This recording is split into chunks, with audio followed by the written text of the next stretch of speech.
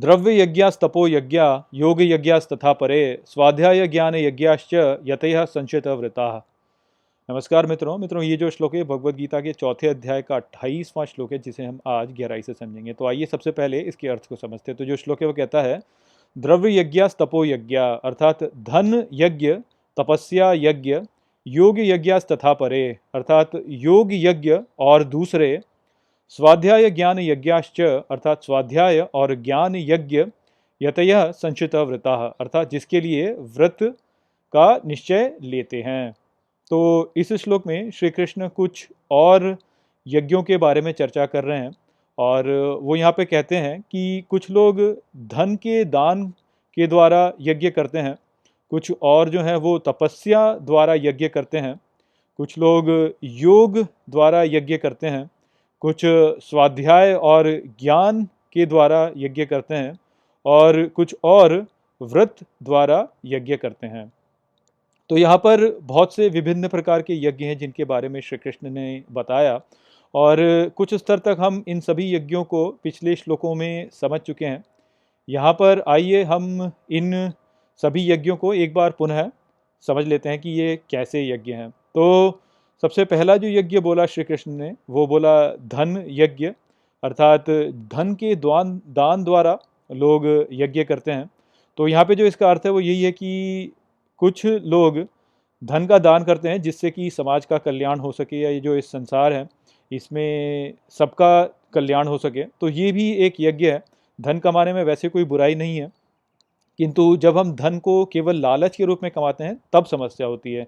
यदि हम धन को कमाएं और उसका उपयोग संसार में कल्याण के लिए करें तो वो वास्तव में यज्ञ हो जाता है, और उस यज्ञ के द्वारा व्यक्ति मुक्ति को प्राप्त कर सकता है।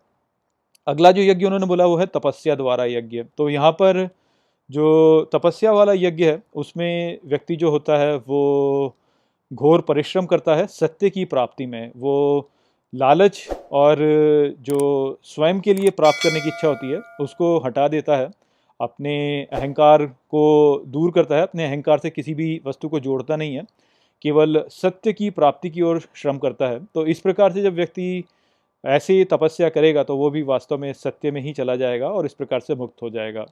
जो अगला उन्होंने यज्ञ बताया वो है योग वाला यज्ञ। और योग वास्तव में वो आचरण है जहाँ पर कि व्यक्ति अपने भीतरी सत्य से अनुकूल होकर के अपने कार्यों को करता है, और यदि व्यक्ति ऐसे ही करेगा तो वो अपने अहंकार के परे चला जाएगा और जो भीतरी दिव्यता है उसके अनुसार ही कर्म करेगा। तो जो भीतरी दिव्यता है उसी के इच्छा को वो वास्तव में इस संसार में लागू करने लगेगा। तो इस प्रकार से जो आंतरिक सत्य है उससे साथ रह करके और उसके अनुकूल कर्म करके व्यक्ति जो है वो सत्य में जाता है और मुक्ति को प्राप्त कर लेता है।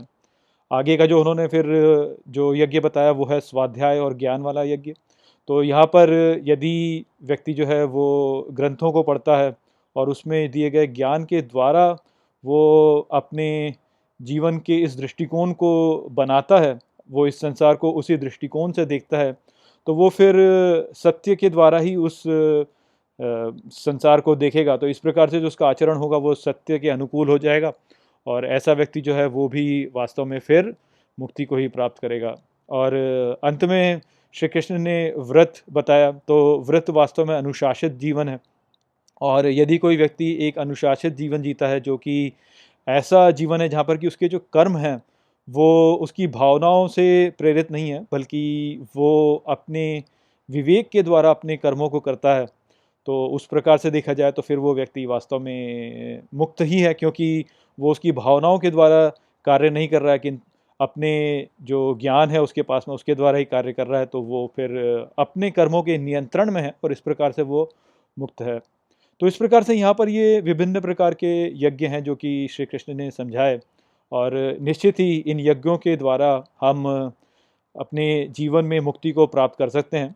केवल एक यज्ञ की ओर हमें जाने के बजाय यदि हम इन सारे ही यज्ञों का पालन करें तो निश्चित ही हमारी जो प्रगति होगी वो कहीं अधिक तीव्रता के साथ में होगी। तो यहाँ पर यही संदेश श्री कृष्ण का था, विभिन्न प्रकार के यज्ञों को समझाना। आशा करता हूँ कि मैंने आपको इस श्लोक को अच्छे से समझा दिया। चलिए इसी के साथ इस वीडियो को यहीं पे समाप्त करते हैं। नमस्ते।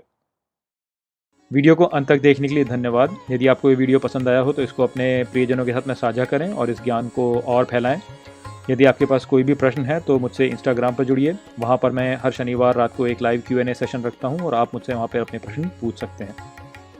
जय श्री कृष्ण।